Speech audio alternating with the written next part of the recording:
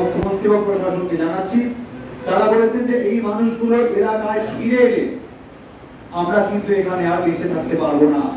তাই আমাদের সবার একটা অনুরোধ, এটা দাবি, শাস্তি যা হবার তা তো হবেই, কিন্তু অদূর ভবিষ্যতে এই মানুষগুলো যেন এই অঞ্চলে পা দিতে না পারে।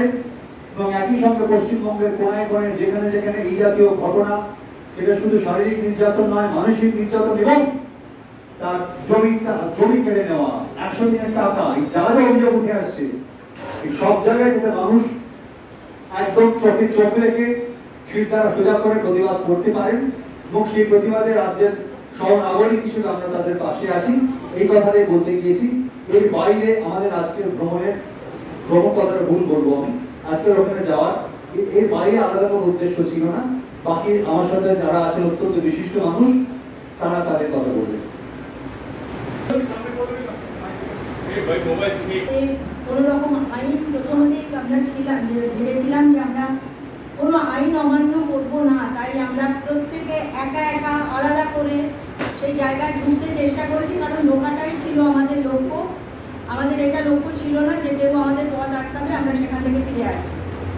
এবং ঢোকার পরে আমরা যা যা দেখেছি, মেলাতে মেলাতে মেলাতে গেছি, কারণ যে অঞ্চলে হয়তো মহিলারা একদম প্রত্যক্ষভাবে তার শিকার হয়নি, যে যারা অন্যরা হয়েছেন, কিন্তু প্রত্যেককে আমরা আলাদা করে জিজ্ঞেস করেছি যে এই যে রটনা চলছে, যে অনেক রাত্রিবেলা তুলে নিয়ে যাওয়া এবং যা যা ঘটনা আমরা জানি সকলে, সেগুলো কতটা সত্যি।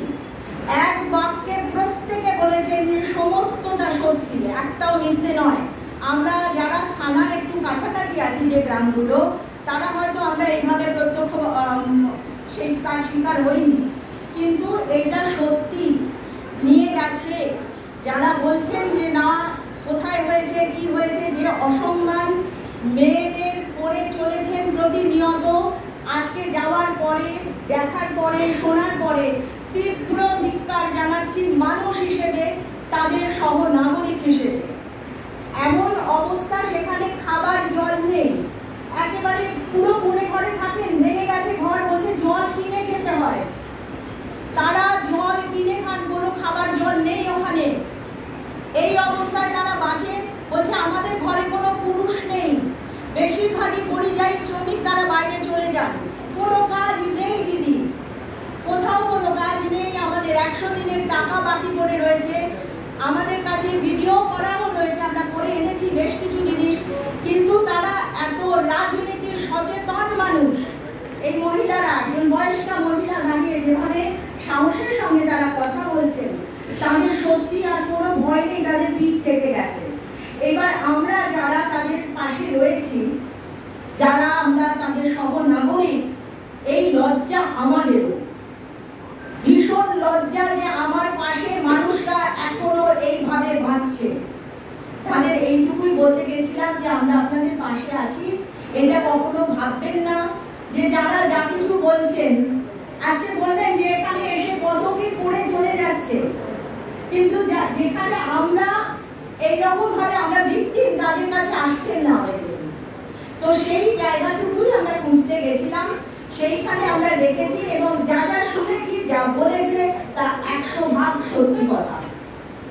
আপনারাও যান সেখানে, আপনারাও জানেন আমরা পাশে আছি এবং প্রয়োজনে আবারও আমরা সেখানে যাব, তাদের পাশে আছি এইটুকু ভরসা জোগানোর জন্য।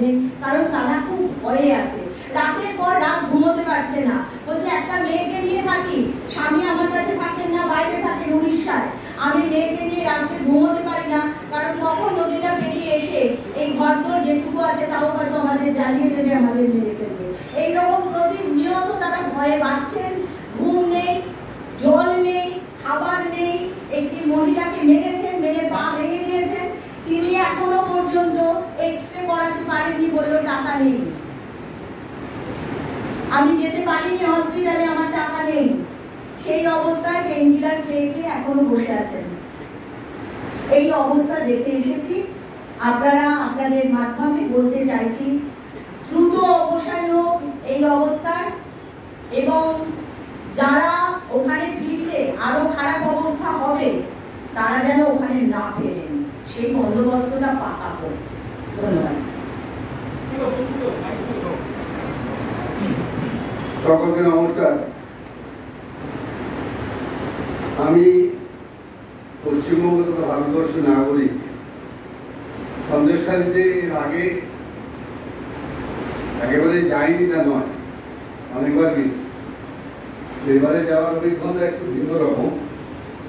আমি যখন জানতে পারলাম যে বাদশাহ এরকম একটা ডাক দিয়েছে এবং যেতে চায়, তখন আমার মনে হলো যে একজন নাগরিক হিসাবে আমারও পবিত্র কর্তব্য এটা। কি ঘটছে আসলে অন্তত চোখে দেখে আসি, সমস্যাগুলো কি, এই মুহূর্তের বাস্তবতাটা কি। সীমার সঙ্গে আমি সহমত, আমার লজ্জা লাগছিল। সত্যি নিজেকে ধিক্কার দিতে ইচ্ছে করছিল যে আমরা সংস্কৃতি জগতের কাজকর্ম করি, বিশিষ্ট মানুষ হিসেবে তোকে সম্মান করে। বহু পুরুষ এবং মহিলা যখন আমরা গ্রামে গেছি, তারা আমার কাছে আসছে, দেখে হয়তো ভাইকে চিনতে পারছে, এবং তারপর তার অভিজ্ঞতার কথা যখন বর্ণনা করছে, সেই বর্ণনাটা সহ্য করা যায় না। অন্তত আমার বয়সে, আমি যে বয়সে এসে উপনীত হয়েছি, আমার ঘরেও কিন্তু সন্তান রয়েছে, আমার স্ত্রী রয়েছে। এইরকম ঘটনা কারোর সঙ্গে ঘটতে পারে এটা আমার কল্পনার বাইরে। মনে হচ্ছে যেন আমি যখন ভেতরে ঢুকে একেবারে, আমি সঙ্গীত, আমার আইনজীবী বন্ধু আছেন সিদ্ধার্থ, আমরা যখন একেবারে প্রত্যন্ত ভেতরে ঢুকি, তখন সত্যি সত্যি মনে হচ্ছিল যেন পশ্চিমবঙ্গের বাইরে কোনো একটা অঞ্চলে এসে উপস্থিত হয়েছে। আপনারা ধারণা করতে পারবেন না, যারা মিথ্যা কথাগুলো বলছেন প্রতি মুহূর্তে এখানে বসে বসে, যারা টেলিভিশন চ্যানেলে বাইট দিচ্ছেন, তাদের থেকে সংবাদ পাচ্ছেন তারা আমরা জানি না। কিন্তু আপনারা যদি সত্যি সত্যি ওখানে যান এবং একটু সাহস যোগান ওখানকার মানুষদের মনে, পুরুষরা তো নেই, সীমা তো বলবেন, মহিলারাই আছে।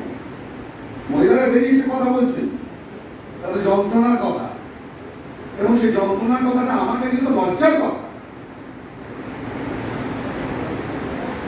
হ্যাঁ, আমরা গেছি, আমরা আলাদা আলাদা গেছি, এখানে দেখা যাচ্ছে হয়তো অনেকগুলো লোক, কিন্তু আমি তো ল অ্যাবাইডিং সিটিজেন, আমি তো জানি একজন ল অ্যাবাইডিং সিটিজেনের কি করা উচিত। আমরা এভাবেই ভেবেছিলাম যে যে যার মতো করে চারজন আমরা যে যার মতো করে যাবো, যে যার মতো করে ঘুরবো, প্রকৃত সত্য শুনবো। প্রকৃত সত্য আমার ধারণা প্রশাসনের কাছে এখনো পর্যন্ত পৌঁছয়নি। বাস্তবতা ওখানকার এই মুহূর্তে এখনো পর্যন্ত প্রশাসনের কাছে পৌঁছয়নি, অথবা পৌঁছে দেয়া হচ্ছে না। এবং একজন সংস্কৃতির কর্মী হিসেবে যে আপনারা দ্রুত এই সমস্যার সমাধান করুন, জানি না দ্রুত হবে কি না, কারণ এত গভীরে এই সমস্যা ঢুকে গেছে, এত স্তরে এই সমস্যা ঢুকে গেছে, এ থেকে কতদিনে আমরা কাটিয়ে উঠতে পারব। আর সমবেতভাবে ধিক্কার জানান সেই সমস্ত কুলাঙ্গারদের, হ্যাঁ আমি কুলাঙ্গারই বলছি, তারাও বলেছেন কুলাঙ্গার, এবং এতে করে খারাপ ভাষা ব্যবহার করেছে। কখনো এই মা বোনদের উপর অত্যাচার না করতে পারে এইটুকু নিশ্চয়তা অন্তত তাদের দিন, তাহলেই আমাদের যাওয়াটা সার্থক হবে। আমরা শুধু আবেদন করতে পারি মাত্র, আমরা এর থেকে বেশি কিছু করতে পারি না। ধন্যবাদ। নমস্কার, আমরা সন্দেশখালী থেকে ফিরছি।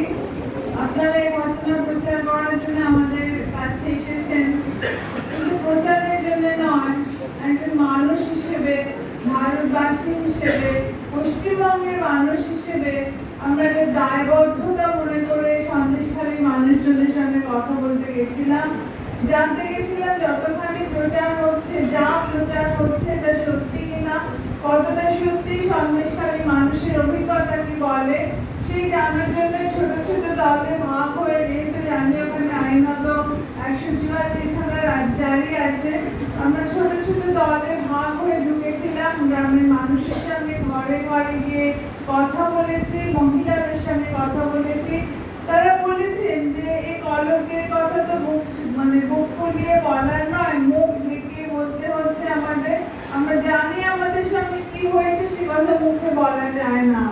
তারা বলছেন সন্ত্রাস হচ্ছে, বলছেন গরমকালে লোডশেডিং হয় কিন্তু শীতকালে সাধারণত লোডশেডিং হয় না, তাও 8টা সাড়ে 8টার পর এখানে অন্ধকার করে দিয়ে বাইক নিয়ে সন্ত্রাস ত্রাস সৃষ্টি করার জন্য গ্রামের পথে পথে সমাজ বিরোধীরা ঘোরাফেরা করছে।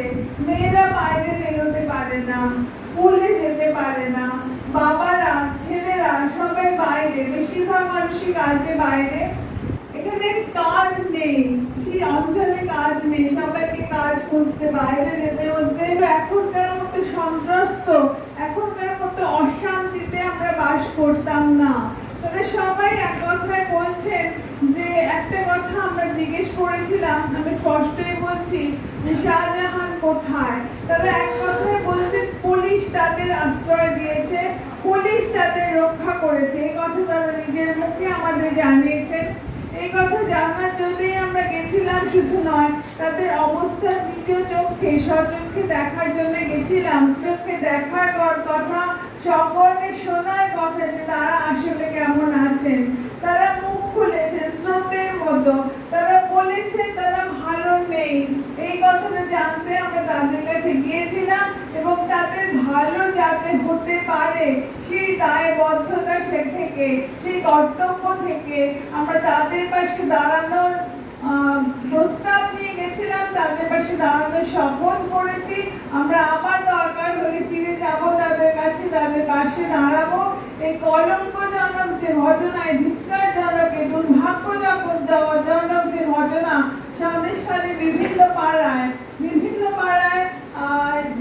মাঝের পাড়া, পাত্রপাড়া, সিংহপাড়া প্রভৃতি জায়গায় যা ঘটছে নিজের চোখে আমরা দেখে এসেছি।